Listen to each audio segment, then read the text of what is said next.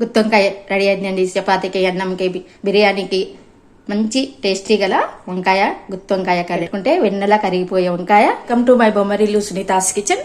వంకాయ గుత్తొంకాయ కర్రీ చేస్తున్నానండి. 1/2 కిలో వంకాయలకి ఒక పెద్ద నిమ్మకాయ సైజు చింతపండు అండి, ధనియాలు, పల్లీలు, నువ్వులు, కాజు, కొబ్బరి, గసగసాలు, చెక్క, లవంగ, ఇలాచి అండి. ముందుగా పల్లీలు వేయించుకోవాలి. కొంచెం వేగిన తర్వాత ధనియాలు వేసుకోవాలి. ఆ తర్వాత కొద్దిగా మధ్యలో ధనియాలు వేయాలి. చూడండి,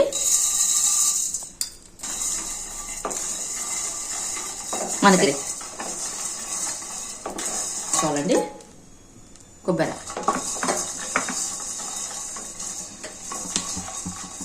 సన్నగా చేసుకొని వేయించుకోవాలి. ఇప్పుడు చెక్క, లవంగ, ఇలాచి అండి అన్నీ వేయించే వరకు ఎగిపోతాయండి. ఇవి తీసుకోవాలి, పక్కకి తీసేసుకుంటాం అండి. ఒక 2 స్పూన్లు తీసుకున్నానండి. నాకు కాగిందండి, తొందరగా ఎగిపోతాయి. తీసుకోవాలి. ఇప్పుడు కాజు స్టవ్ బంద్ చేసేస్తాను. గసగసాలు వేసేసుకోండి. కొద్దిగా 1/2 స్పూన్ తీసుకున్నానండి గసగసాలు.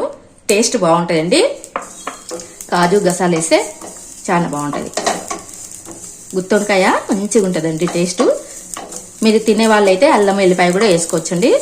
మేము అల్లం వెల్లిపాయ తినము, అందుకు ఆనియన్ ఒకటి నేను గ్రైండ్కి వేస్తానండి. మంచి టేస్ట్ వస్తుందండి ఆనియన్ వల్ల. ప్లస్ లాగా గుర్తు చివరి వరకు పెట్టండి. ఎప్పుడైనా అంటే అప్పటికప్పుడు తెచ్చి తీసుకోవాలి వంకాయలు. చివరి వరకు పెట్టుకోవాలి. ఇట్లా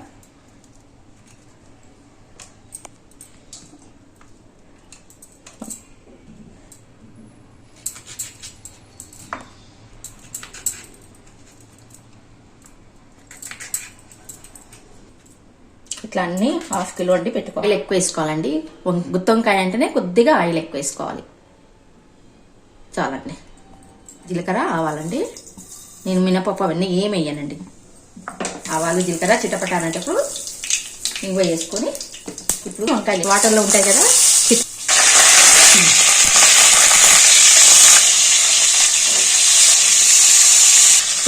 పొంబడ వేసి పెట్టుకున్నాక కాగింది కదా. కొన్ని వంకాయలు వేసినాక స్టవ్ ఆన్ చేసి మళ్ళీ వేసేస్తాను. ఇప్పుడు వంకాయలు నూట పెట్టేసుకుంటే అంత మెదువుగా ఉంటుంది వంకాయ.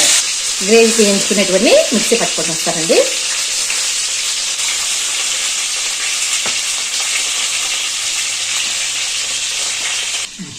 రెండు కాశ్మీరీ మిర్చి వేస్తానండి కలర్ కోసము. ఒక 2 చూడండి ఎంత మెత్తగా కొంచెం ఇంకా ఒక నిమిషము.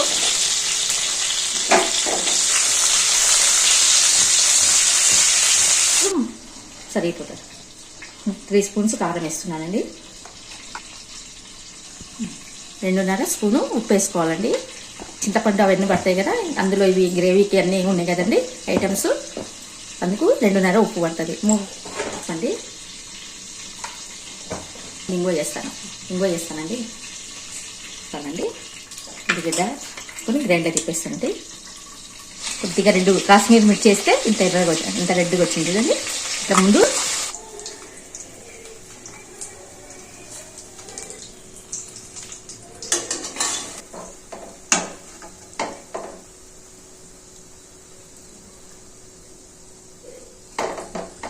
కొంచెం నూనెలో బాగా వేగాలండి. కొంచెం వాటర్ వేస్తాను.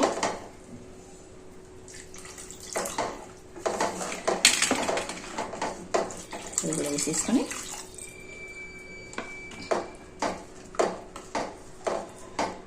కొంచెం ఆయిల్ బయటకు వచ్చేంత వరకు ఇట్లా వేయించుకో. బెల్లం వేసుకోవాలి. బెల్లం వేసుకుంటేనే బాగుంటుంది. ఒక 2 ఉంటాలండి చాలా. ఆయిల్ బయటకు వచ్చేటప్పుడు వంకాయలు వేసేసి ఉడికేటప్పుడు కొంచెం వంకాయలు వేసి మగ్గిస్తాను. వంకాయలకు కూడా ఆయిల్ ఉంటుంది కదా, కొంచెం గ్రేవీ అనేది చిక్కబడుతుంది వంకాయలలో పోయి. ఈ వాటర్ అనేది ఆయిల్ అంతా తీసేసి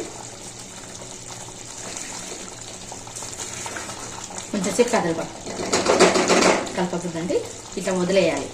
కొద్దిగా ఆయిల్ బయటకు వస్తుంది. ఆయిల్ బయటకు వచ్చేటప్పుడు వంకాయ అయిపోయినట్టండి.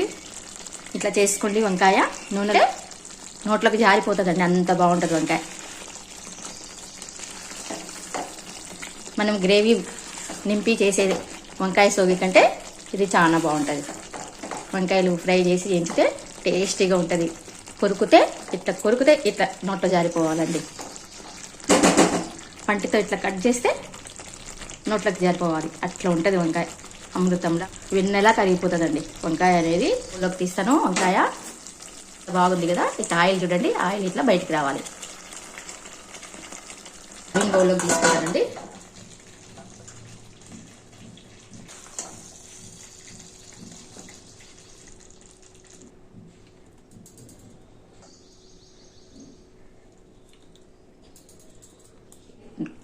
చపాతీకి, రొట్టెకి, అన్నానికి, బిర్యానీకి అన్నిటికీ ఇట్లా వేస్తే కరిగిపోయే వంకాయ అండి.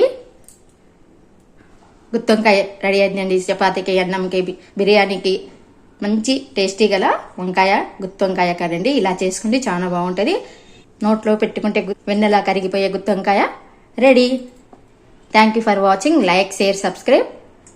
ఉంటానండి, బాయ్.